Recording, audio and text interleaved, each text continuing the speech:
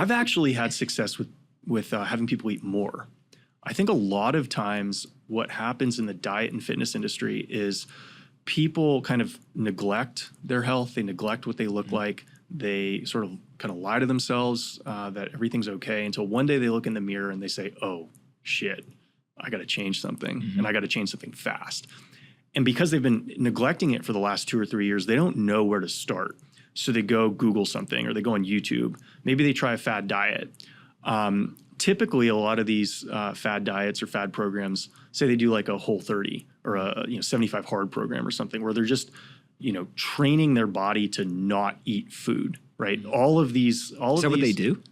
Well, they're not eating enough, right? Like what's a Whole30 diet? You're not eating sugar. I don't believe you're eating carbs. You're just not eating things, or not eating a lot of carbs. You're not eating things that your body craves, right? So you're starting in a deprived state of deprivation.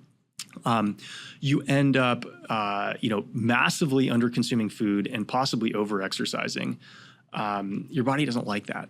And if you do it for long enough, your resting metabolic rate will lower to acclimate to a lower food consuming environment.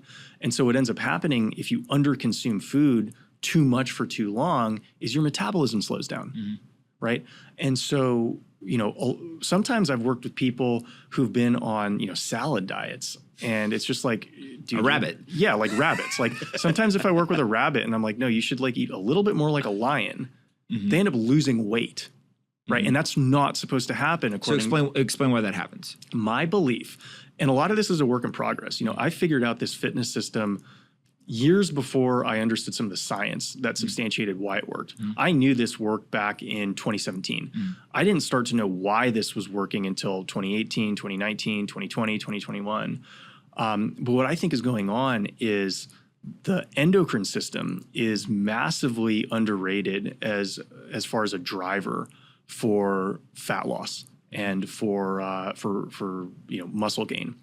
And so what I think is happening is if you approach life in a way that teaches your endocrine system that we're in a very fixed environment, there's not that much food out here, your resting metabolic rate slows down. And what a lot of people don't realize when they're trying to lose fat is even if you're working out intensely, 80% of the calories that you're burning are going to be burned outside of the gym, right?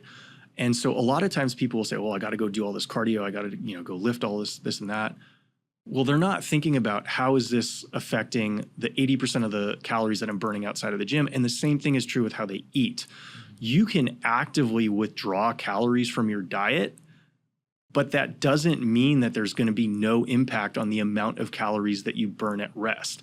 The most important two things for long-term, let's say, fat management or weight management is figuring out how to burn a lot of calories at rest in a training side and then on the diet side, right?